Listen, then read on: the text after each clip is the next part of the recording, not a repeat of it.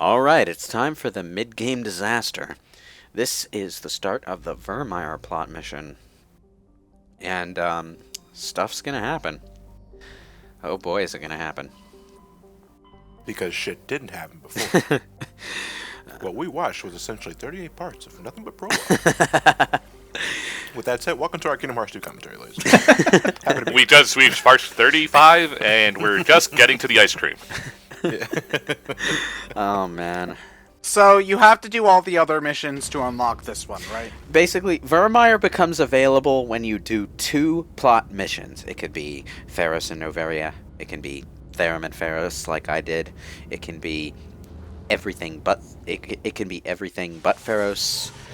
Once you've done 2, Virmire becomes available, and then you can either go to Virmire right away or do the other mission that's left over. Can you do Virmire and then do the last mission? You can do Virmire right before. Yeah, basically at this point. Well, I mean, can you skip the third mission, do Virmire, and then go back?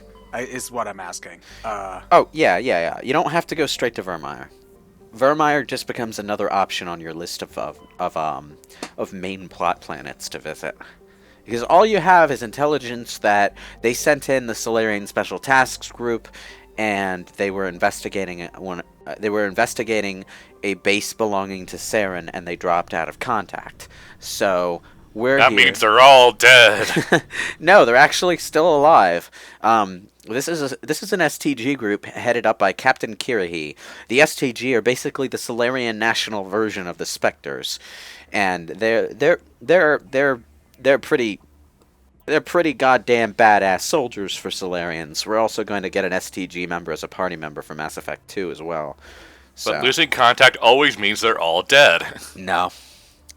Which is there just to prove that how much more of a badass we are. No, not this time. Ah. Although our actions here will decide whether or not they get off the planet alive, because we're going to have to help coordinate an operation that could get a bunch of people killed. What happened to our people, Shepard? Well, we lost contact with them. That dripping water on the tank is actually something I'm kind of surprised they put in. Anyway, we can't get close enough to the base to properly investigate it because there are anti-aircraft towers. So we're gonna have to go by tank. But they'll never suspect the moon buggy. Well, we're not on the moon, so of course they won't expect it. What I don't understand is why Shepard and her team got out of the tank to make that call, and then got back into the tank to drive it forward. Also, this is like one of the only planets with a form of life on it that you never see anywhere else. See those walking things? They're not robots. They're like Crabs. Crustacean things. Like they're not crabs. Why are we They don't driving have through claws, Emerald Coast? I was gonna say Destiny Islands, but okay. No, this is the Xbox 360 Wave Ocean. Yeah. Virmire is a pretty lush-looking planet.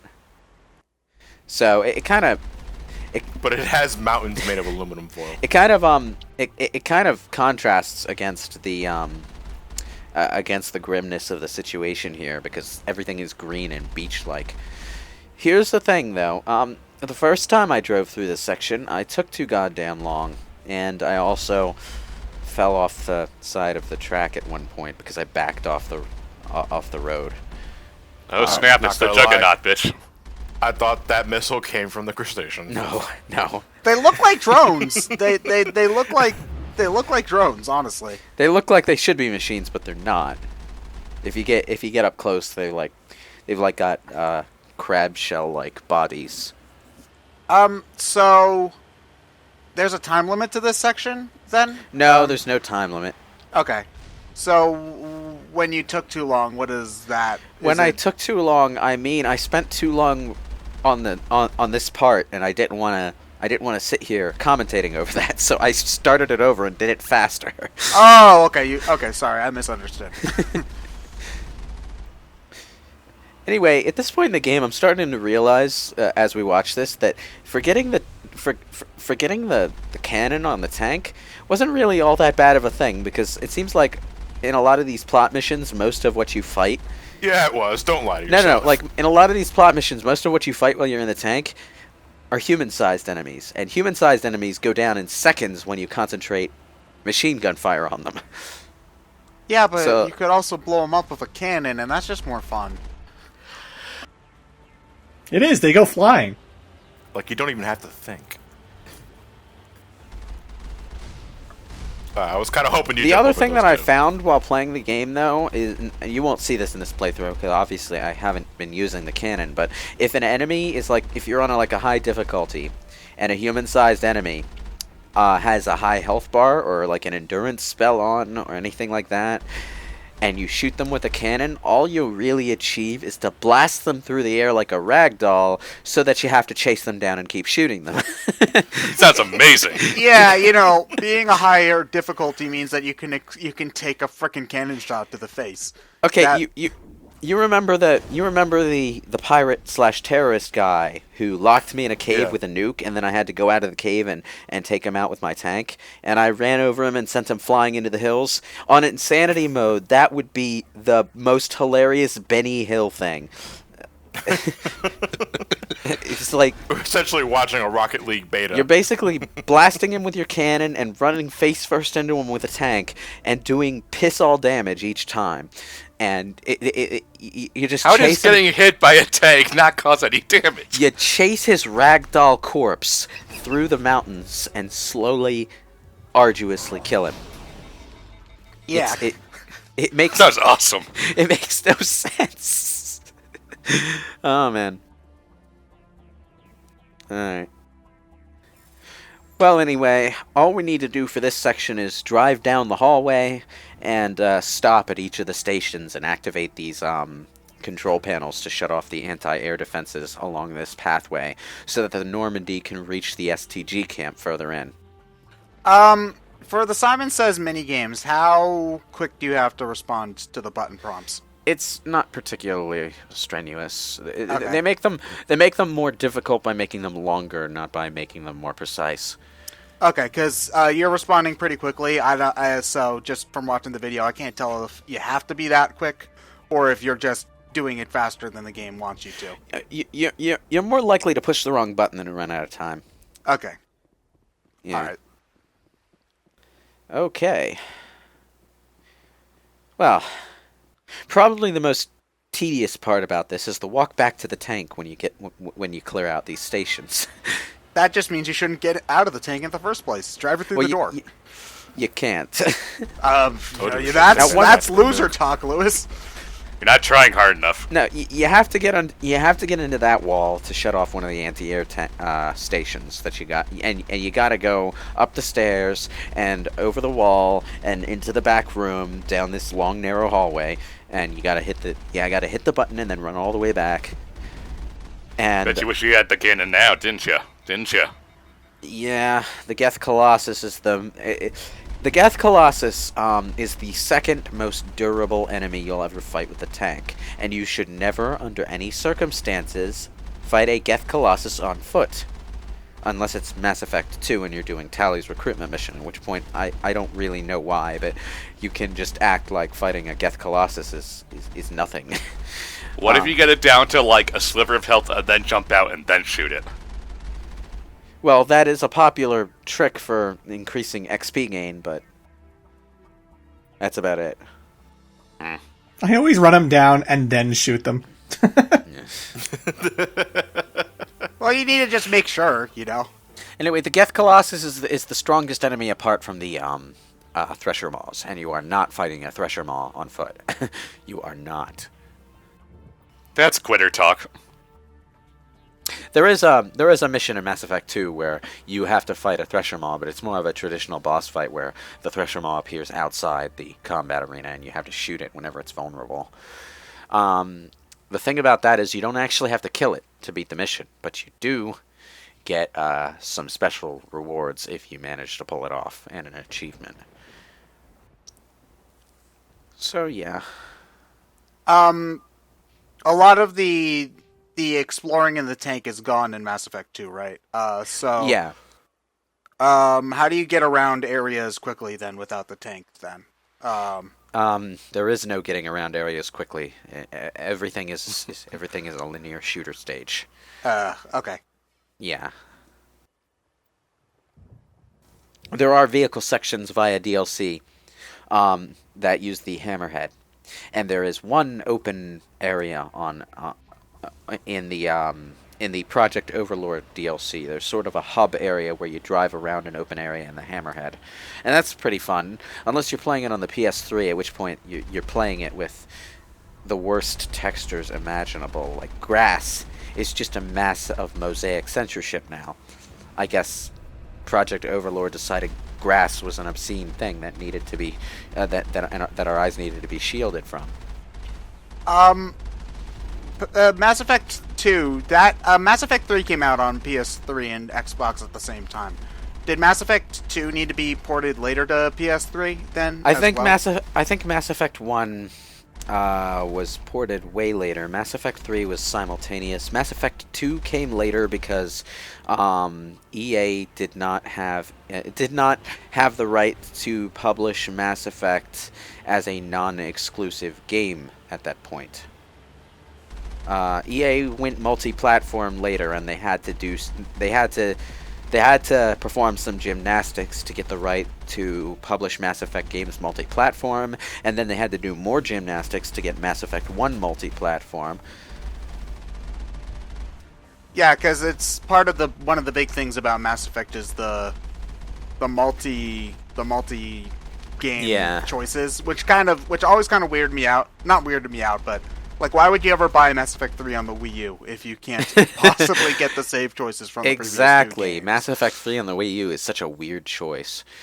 It was a third-party title, I mean, I guess, so... Like, at that point, release the trilogy as a box set. Port the whole thing. Don't just port one game. Well, Mass Effect 3 was still relatively new at that time. I don't know if they would have done that. I mean, if they had waited 2 years and done that, I can see people jumping on that instantly, but... Yeah, but you know what? Bayonetta 2. Yeah. And that doesn't even have save imports to worry about. They ported the first game and they included it in the first run printing as a bonus disc. And even now you can buy both games individually off the eShop. Also the best version of the game. Yeah. Bayonetta 1? Yeah. Yeah, on the Wii U. It's the smoothest running version, and it has the Nintendo bonus features on top of that, so yeah. Just shoot it, Fox. Geth Colossus. God damn, these things take a lot of fire. So, can they do anything but shoot piddly little lasers at you from 500 feet away? No. What you're not seeing is, since we're so far away, is that if you went up to actually fire at point blank at the Colossus, you'll actually see a little wandering guy climbing up to search for a weak spot. I was going to say, would adding Shadow of the Colossus music make that encounter any more stimulating? No. The answer is no. Well, the music is pretty bombastic. You know, those things take a bit of a while to take down, even with the cannon. I'm pretty sure the Wanderer could take down a Colossus faster than you could with this piddly machine gun. Shadow of Colossus soundtrack makes everything feel better. Brushing your teeth.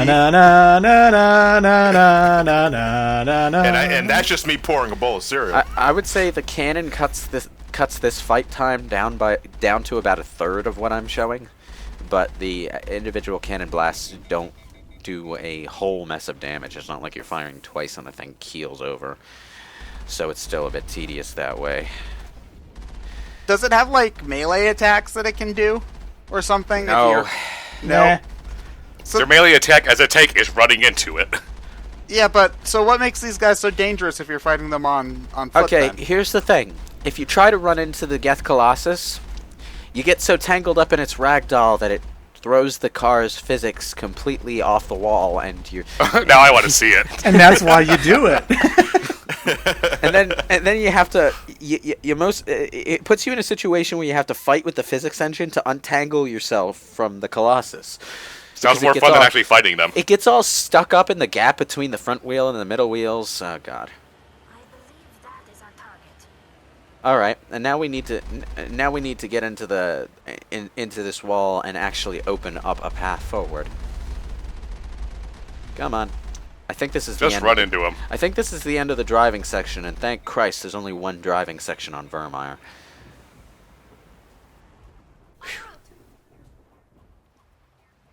It's a good driving section, but I can't help but wonder why there's such a neat and orderly canyon through this area that leads exactly where we want to go. You're thinking too hard. Or how we knew to land in this specific canyon to get where we want to go. Well, that one actually makes sense. You're above the area when you're landing, so you make a visual note of, okay, this canyon leads us to our base, so let's land here.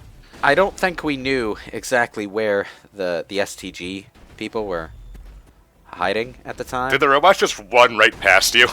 They were charging down my. The Geth destroyers charge you down and fire shotguns. They're basically Geth Krogan, but they were charging for my companions instead of me. I think they. I don't Ignore that person to our left. Keep running. I don't think they could see me because I was hiding behind the wall at the time. You were standing right in front of them.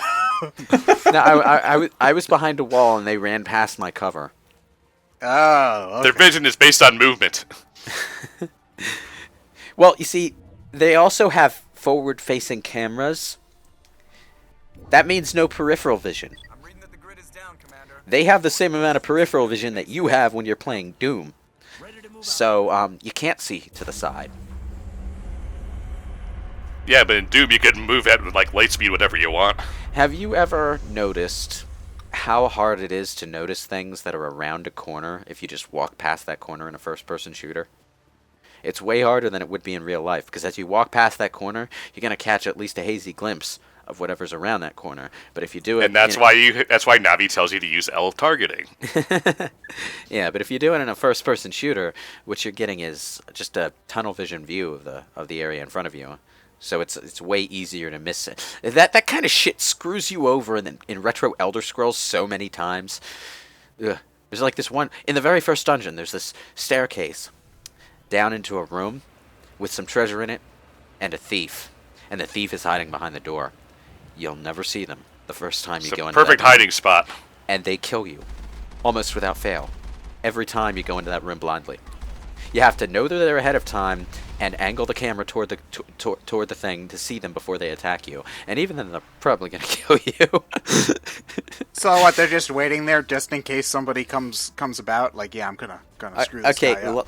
Daggerfall does not fuck around in the beginning. If you ever play that because you got it on GOG for free or whatever, or you downloaded the game off their website for free, just know that you're going into it. Go into it. Expect to have your ass kicked in the first dungeon because it's going to happen. Oh dear. The Geth are robots, right? Or are the Reapers are robots? But are the Geth robots too, or are they another? Yeah, the Geth are robots. They're artificial constructions. In fact, the Geth aren't actually even tied to any one body. Every individual Geth program is stored in a database, basically, and that they're downloaded into platforms, which are the bodies they use to fight and stuff. Oh yeah, okay. So what you're saying is they're all idiots, and we're killing the same idiots over and over again, just in different bodies. Yeah, basically. Okay. They never learn. The Geth networked AI makes their intelligence rudimentary at best as individuals, but they also network off of each other to increase their intelligence and tactical ability when they come at you in numbers. So basically, the more Geth the smarter they are. Okay. And well, they don't seem to be very smart right now. Yeah, in order to create an individual Geth who has intelligence of his own, the Geth actually have to download upwards of 1,200 individual Geth programs into a single platform. Okay. That's going to take like a whole terabyte. Yeah. Okay, because I get, not knowing the series too well, I get the Geth and the Reapers confused sometimes a little bit, but that's just more me being dumb and not necessarily the game being confusing.